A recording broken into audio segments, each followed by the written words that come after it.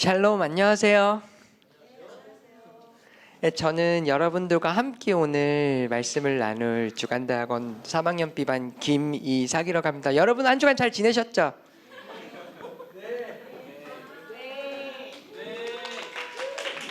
감사합니다. 리액션이 너무 다들 좋으시네요. 그러니까 저도 나름 되게 잘 지내긴 했는데 또 설교 발표 순서가 다가오니까 저도 모르게 왠지 모르게 되게 지금 떨리고 되게 긴장되고 여러모로 좀 그런 상태기는 한데, 때로는 뭔가 좀 부족한 부분이 많이 있더라도 좀 너그럽게 좀 잘 봐주셨으면 좋겠습니다. 네, 오늘 여러분들과 함께 나눌 말씀은 고린도전서 13장 4절부터 7절 그리고 13절까지 말씀입니다. 고린도전서 13장 4절부터 7절 그리고 마지막 13절, 5구절밖에 되지 않기 때문에 우리가 한 목소리로 같이 한번 합독해 볼게요. 같이 한번 읽어 볼게요. 시작. 사랑은 오래 참고, 사랑은 온유하며, 시기하지 아니하며, 사랑은 자랑하지 아니하며, 교만하지 아니하며, 무례히 행하지 아니하며, 자기의 유익을 구하지 아니하며, 성내지 아니하며, 악한 것을 생각하지 아니하며, 불의를 기뻐하지 아니하며, 진리와 함께 기뻐하고, 모든 것을 참으며, 모든 것을 믿으며, 모든 것을 바라며, 모든 것을 견디느니라. 그런즉 믿음, 소망, 사랑, 이 세 가지는 항상 있을 것인데 그 중에 제일은 사랑이라. 아멘. 오늘 제가 너무 사랑하는 우리 허연무 교수님, 그리고 우리 성경과 설교 실습 수업을 함께하는 우리 모든 동기 전도사님들과 함께 오늘 읽었던 고린도전서 13장 4절부터 7절 그리고 23절 마지막 9절의 말씀을 가지고 하늘로부터 내려오는 최고의 선물, The Greatest Gift from Heaven이라는 제목으로 여러분들과 함께 말씀을 통해서 하나님께서 저에게 주신 은혜, 그리고 저의 삶의 현장 속에서도 좀 받았던 그런 하나님의 은혜와 그 사랑을 여러분들과 함께 나누고자 합니다. 오늘 이 말씀을 준비하면서 감사해요. 오늘 이 말씀을 준비하면서 제 머릿속 그리고 제 마음속에서 가장 많이 떠올렸던 단어가 있어요. 그 단어가 뭐냐면 바로 선물이라는 단어예요. 그래서 이 선물이라는 단어가 사전적으로 어떤 의미가 있는지 제가 검색을 해봤는데, 남에게 인사나 정을 나타내는 뜻으로 물건을 주는 것이라는 의미로 또 묘사가 되어 있더라고요. 물건뿐인가요? 우리가 때로는 애정 표현도 할 수도 있겠고 여러 가지 다양하잖아요, 선물이라고 하면. 자, 근데 우리의 삶의 현장을 한번 우리가 좀 생각을 해봤으면 좋겠어요. 우리가 살아가면서 선물을 받을 때가 참 많죠. 그리고 선물을 받고 또 주는 종류도 상당히 되게 다양하고 버라이어티하다고 볼 수가 있어요. 또 우리 부모님들에게, 친구들, 이웃들, 그리고 우리 신대원 안에서 함께 섬기는 우리 동기 전도사님들, 때로는 또 동기 친구들에게 서로 선물을 그렇게 또 주고받는 그런 때를 볼 수가 있습니다.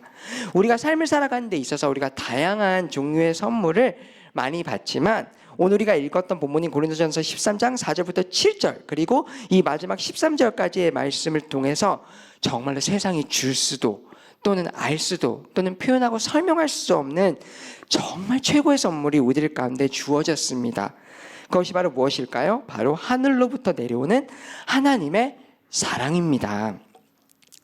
고대 그리스의 철학자이자 소크라테스의 제자, 그리고 아카데미아의 창설자로 아리스토텔레스와 함께 고전기 헬라스 철학을 대표하는 학자인 플라톤이 이 사랑이라는 단어를 4가지의 종류로 나열을 해놨어요. 육체적인 사랑, 도덕적인 사랑, 정신적 아니면 신앙적인 사랑이라고 또 표현을 하죠. 그리고 마지막 단계로는 무조건적인 사랑 혹은 아가페 사랑이라고 또 표현을 합니다. 영어로는 unconditional love라고 그렇게 표현을 하죠.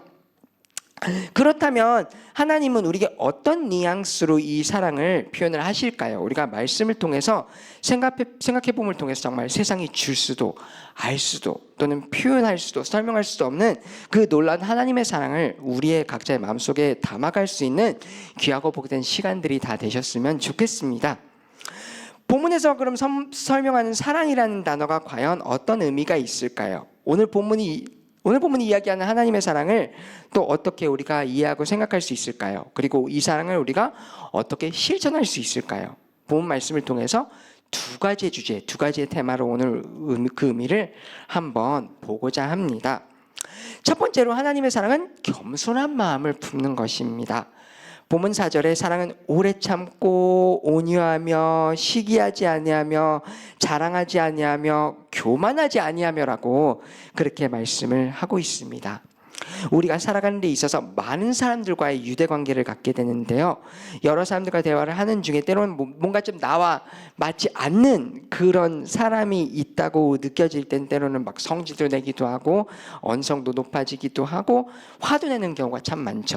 그런데 하나님께서 그런 순간들이 나왔을 때 우리에게 원하시는 것이 가장 무엇일까요? 바로 오래 참는 마음을 품는 거예요. 쉽지가 않는 일이죠. 우리가 물론 친구들끼리, 가족들끼리, 이웃들끼리도 그렇지만 연애를 하면서 또는 결혼 생활을 하면서 커플들끼리 가장 또 많이 힘들어하는 것 중에 하나가 바로 성격 차이예요. 대화하면서 의견이 안 맞을 땐 나도 모르게 또 목소리도 커지고 뭐 언성도 높아지고 막 참 그런 경우가 많은데 이럴 때일수록 우리가 가장 제일 우리가 생각해야 할 질문이 바로 이거예요. 하나님께서 만약에 이런 시츄에이션을 그런 상황을 만나셨다면 어떻게 하셨을까? 바로 그거예요. 겸손한 마음으로 남을 나보다 귀하게 여기는 마음으로 상대방을 위해서 기도해주고 또 끌어안아주고 같이 웃을 때는 웃어주고 또 힘들 때는 또 같이 그렇게 울어줄 수 있는 그런 마음을 품는 것, 그것이 바로 하나님께서 원하시는 마음이에요. 남을 나보다 정말 귀하게 여기는 마음, 쉬운 일은 아닙니다. 그러나 하나님의 도우심과 지혜와 능력이 우리들 가운데 임한다면 우리와 함께하는 지체들을 내 자신보다도 더 귀하게 여길 수 있습니다. 하나님께서 우리를 정말 귀하게 여기셔서 이 세상 가운데 그 독생자, 그 아들 예수님을 우리들 가운데 보내주셨어요. 요한복음 3장 16절 말씀 우리가 너무 잘 알죠? 하나님께서 세상을 이처럼 사랑하사 독생자를 주셨으니라고 말씀하고 있어요. 이 말씀의 의미가 과연 무엇일까요? 하나님께서 우리를 사랑하시는 그 분량은 말로는 표현할 수가 없다는 그런 의미입니다.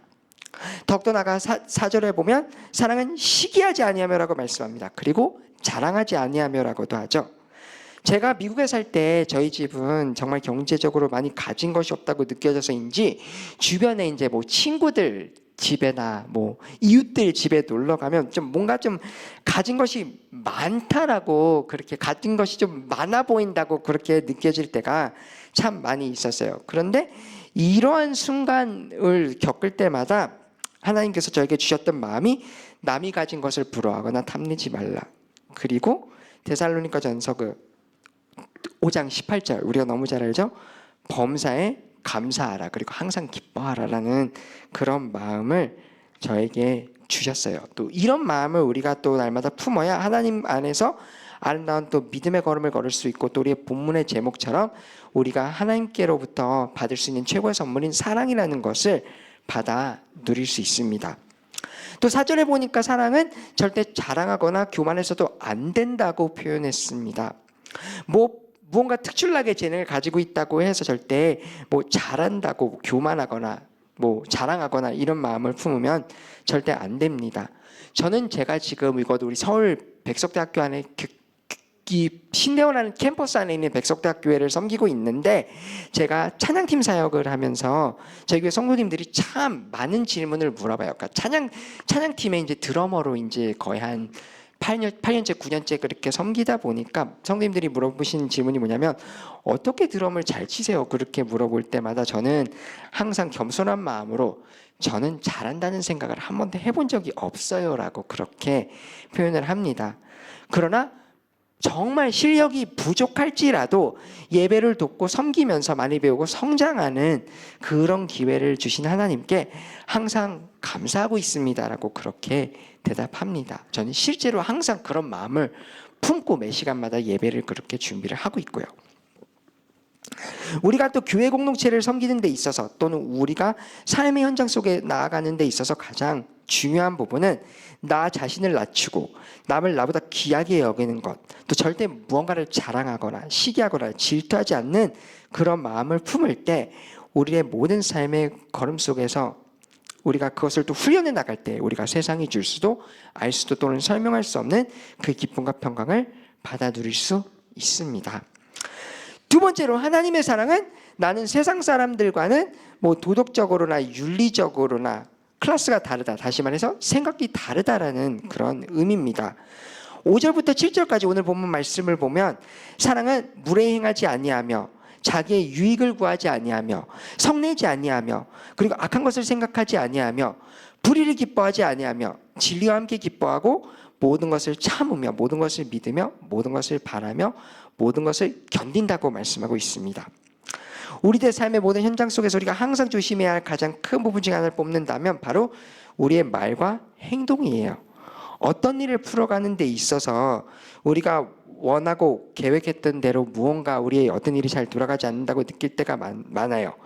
학업 중에 뭐 과제를 할 때나 시험, 또 때로는 뭐 발표를 준비하는데 뭐 아니면 또 여러 가지 우리가 또 준비하는 데 있어서 참 우리가 스트레스를 받기도 하고 짜증도 나기도 하고 또 많은 신경을 또 쓰다 보면 되게 마음이 상해 있을 때가 많은데 우리가 화가 나서 어디 가서 막 그렇게 너무 화가 나서 뭐 막 소리 지르고 뭔가를 뭐 분을 표출하고 싶을 때가 우리가 때로는 참 많다고 느껴질 때가 있어요. 하지만 하나님께서는 그런 행동들은 다 무례한 행동이라는 거예요.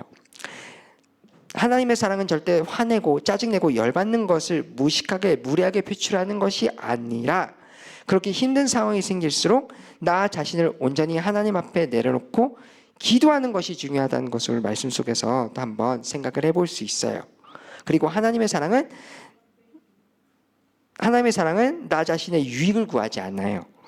정말 우리 가족들, 친구들, 또 대학원 안에 있는 같은 반의 동기들, 또 심지어는 또 반은 달라도 나와 함께하는 우리의 또 수업을 같이 듣는 모든 선후배 전도사님들, 그리고 우리를 하나님의 사랑으로 항상 품어주시고 많은 가르침과 도우심을 주시는 우리 교수님들에 이르기까지 정말 우리가 나를 위한 기도로 지나치는 것이 아니라 남을 위한 중보 기도도 우리가 할 수 있는 그런 마음을 품는 것이 우리의 삶에 있어서는 정말 중요합니다.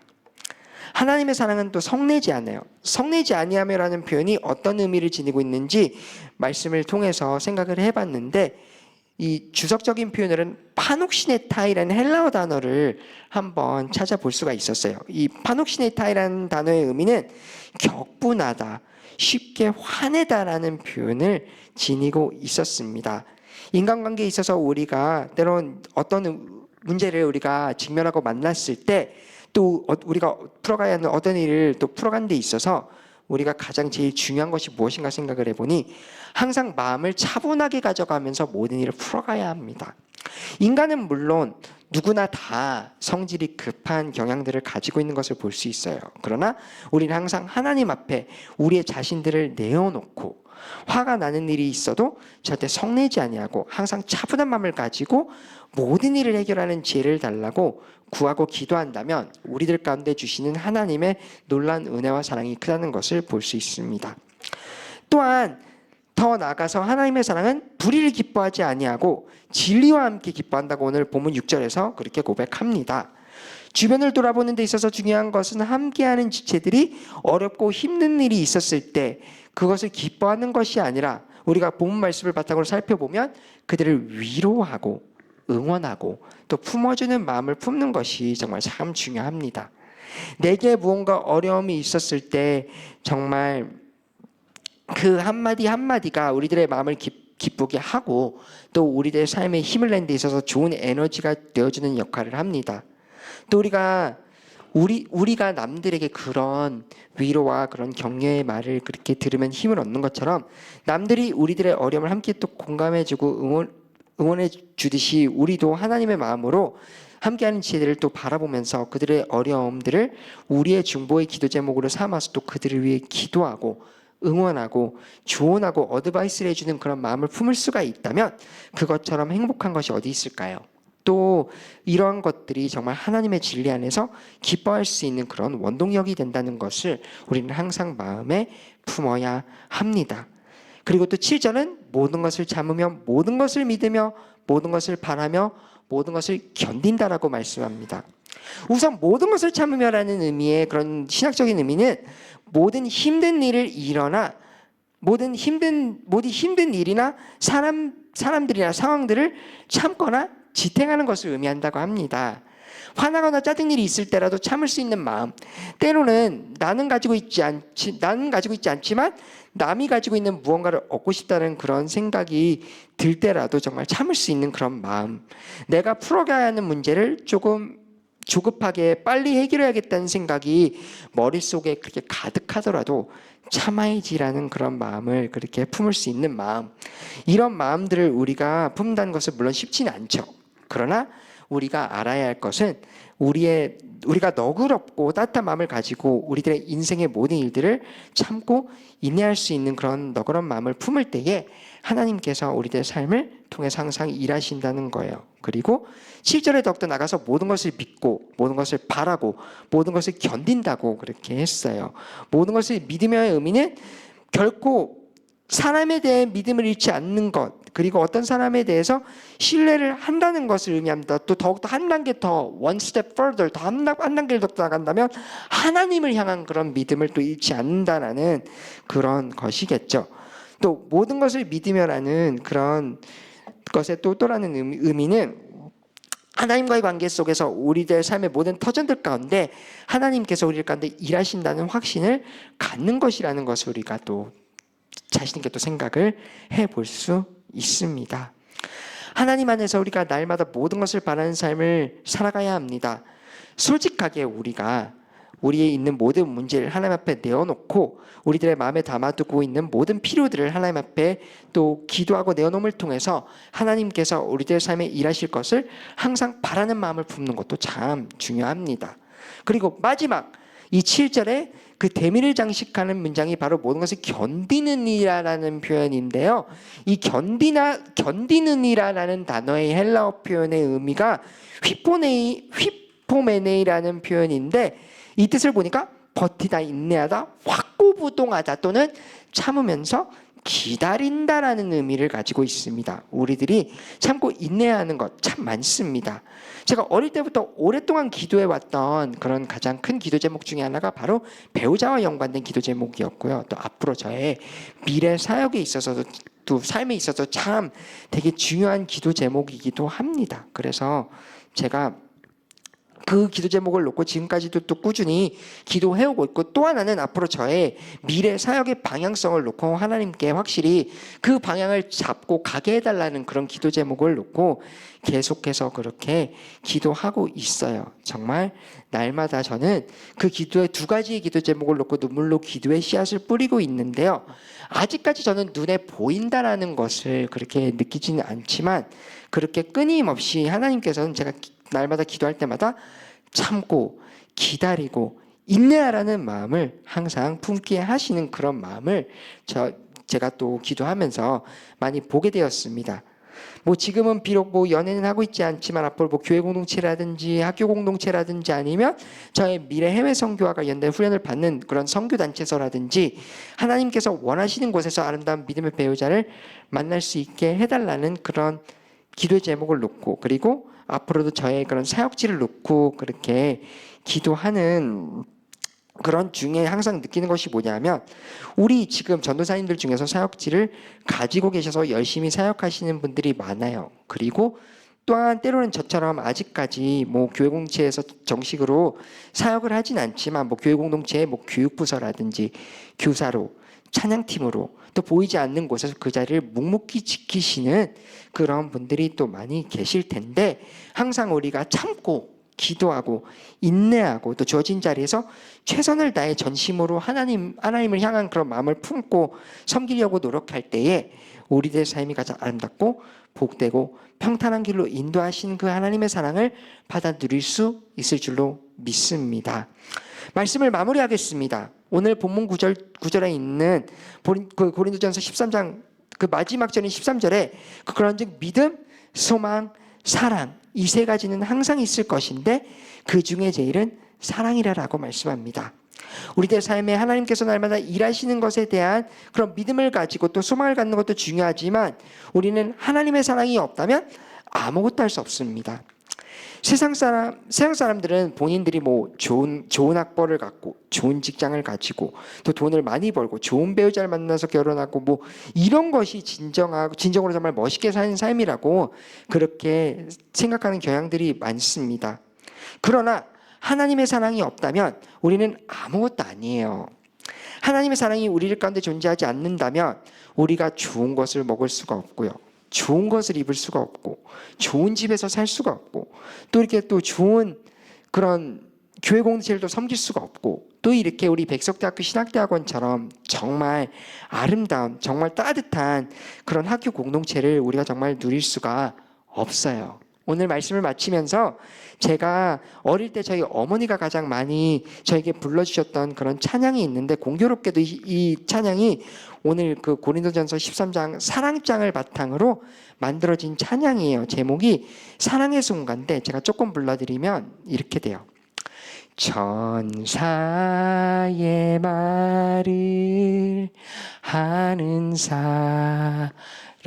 사람도 사랑 없으면 소용이 없고 심오한 진리 깨닫는 자도 울리는 진과 같네.